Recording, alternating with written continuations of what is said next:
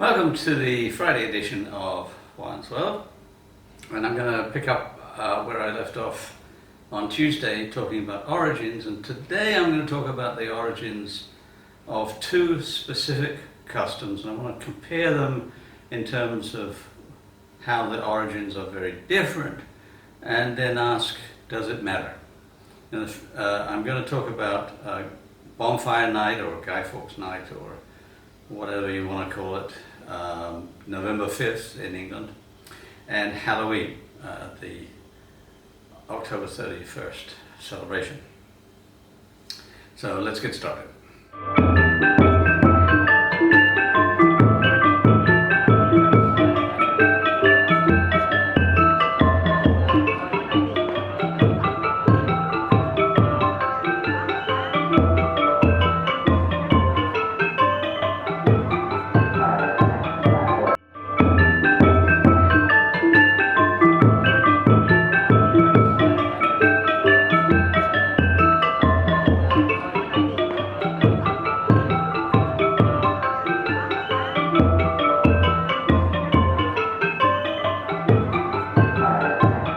Okay, well, Bonfire Night is a pretty easy one to explain, and I won't go into gigantic detail, but just point out that when Elizabeth I died, she didn't have any heirs because she was not married, and insisted on being what they called the Virgin Queen.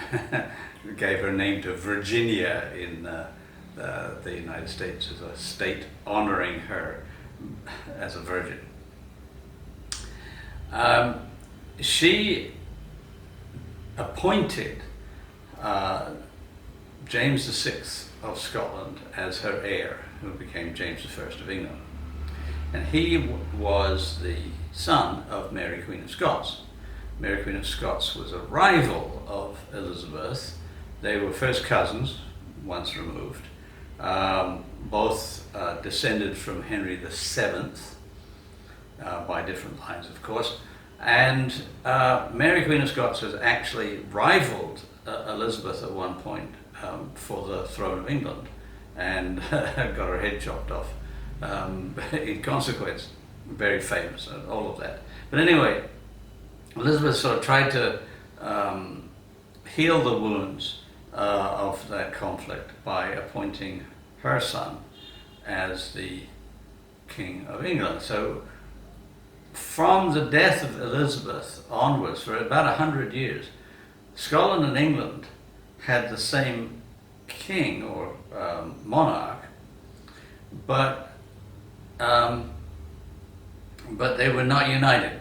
It was not it was not a united kingdom. It was two separate kingdoms with the same monarch, although things got very squirrely.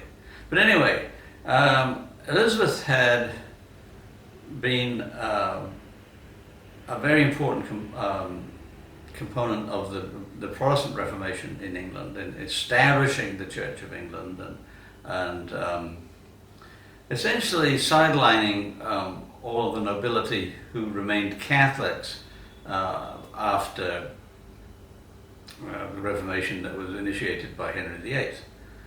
And the Catholics were not really happy with this situation, but the choice of James was a particularly interesting one because it was a compromise, because Mary Queen of Scots was Catholic and James had been raised Catholic. But the Protestant Reformation had continued in Scotland as well as in England, and so Catholics were a minority group in Scotland as well as in England. But James had that Catholic history, and the Catholic nobles in England thought that when he was appointed as King of England, that their situation would be alleviated a lot. And it wasn't. Like, he came down from Scotland and he said, no, you're a Protestant nation, you're going to continue as one. And even though I'm raised Catholic and I'm sympathetic in a lot of ways, but your history is one of Protestantism, and Catholics in the minority, and that's how it's going to stay.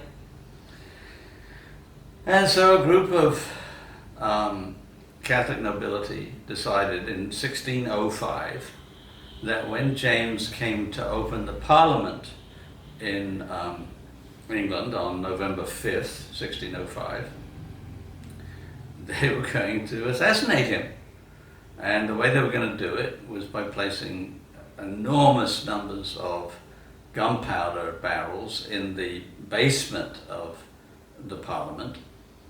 And when he sat down to do his thing, they were going to, blow it up.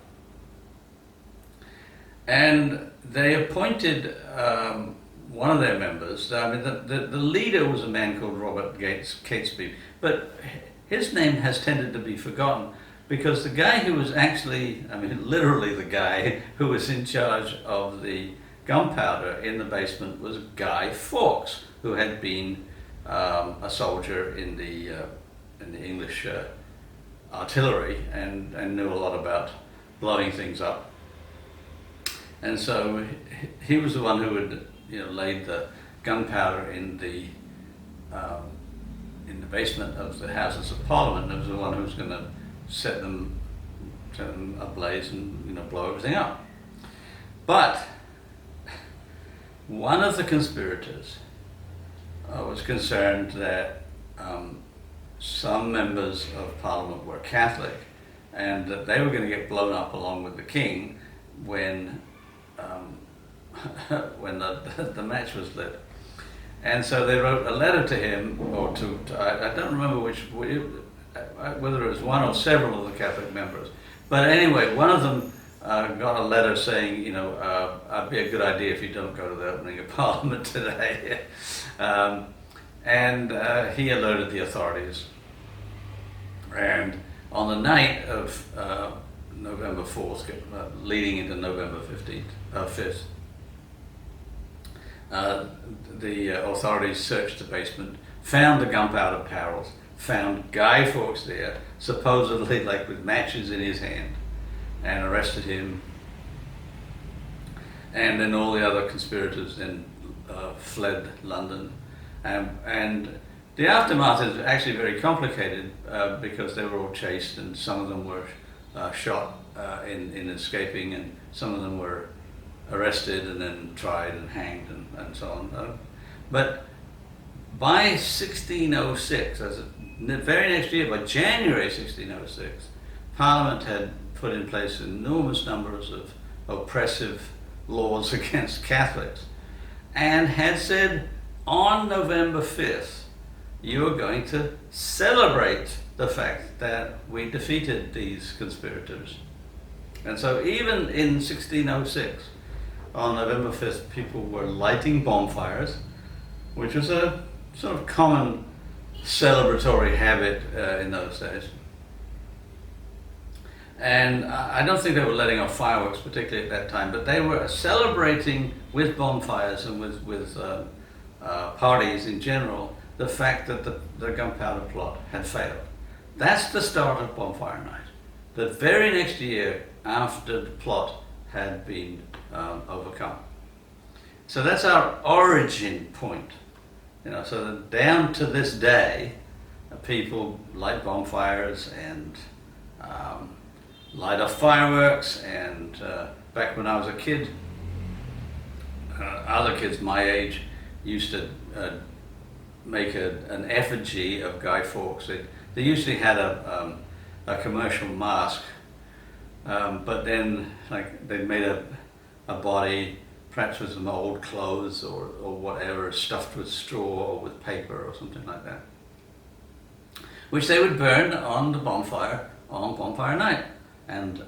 But prior to that, they would drag it around and keep asking people, penny for the guy, giving them some coins so they could buy fireworks and so forth. Very common. And I enjoyed it. I mean, my father used to light a bonfire when I was a very little boy in Eastbourne. We had an allotment where we planted some vegetables and so forth, and he used to build a bonfire there, and we had some fireworks, and maybe something like roast apples or roast potatoes. I did that for my son when he was growing up in New York. Totally illegal because fireworks were illegal, but we used to do the best we could. I may have some images, I'll see. Okay, so that's Bonfire Night. And then there's Halloween. Now Halloween is not originally in the Euro-American tradition essentially a pagan tradition as it is supposed. It's a Christian tradition, and we can see even in the name. Like November 1st is called All Hallows or All Saints Day, and the 2nd of November is All Souls Day. Now All Saints Day celebrates all of the people who have died and who we know are in heaven because they are saints, right? They are the hallowed ones. And then November 2nd is like all the rest who've died. All souls who have died are celebrated on that day. So 1st and 2nd are sometimes known as Hallowtide. That is the period where we honor the dead. Like in every culture, there is a time when we honor the dead. In China, it's sometimes called Qingming. In Mexico, it's the Day of the Dead. Everywhere it celebrates, like places where you can go to cemeteries, for example, or whatever. But it's an honoring of the dead. And the eve of Hallowtide is, of course, Hallows Eve, Halloween, right? It's a Christian celebration, but it has its analogues with all kinds of other celebrations.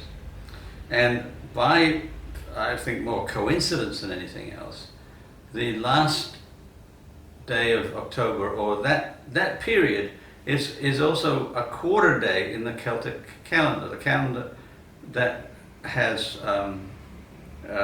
celebrated in Ireland and in parts of Scotland, has 4 quarter days. And one of the quarter days is the end of October. It's called Samhain. And I'll spell it in a crawl on the bottom here, because it doesn't look like how it sounds. So Samhain is one of them. Beltane is another. Beltane is around the time of May 1st.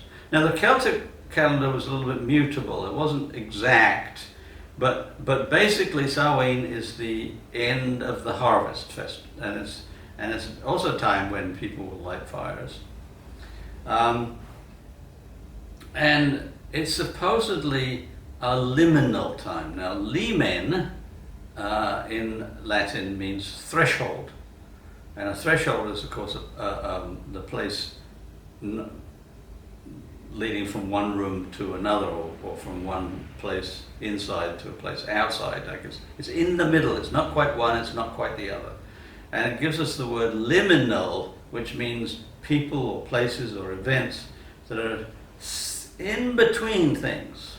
And of course, one of the classic liminal times is New Year's Eve, when like the old is passing and the new is coming, and we're not quite sure where we are, and it's in between. Well, Samhain is very much like that, and in Celtic tradition, it's often associated with the opening up of the other world, when like the spirits of the dead, spirits of the dead, and the living can somehow associate.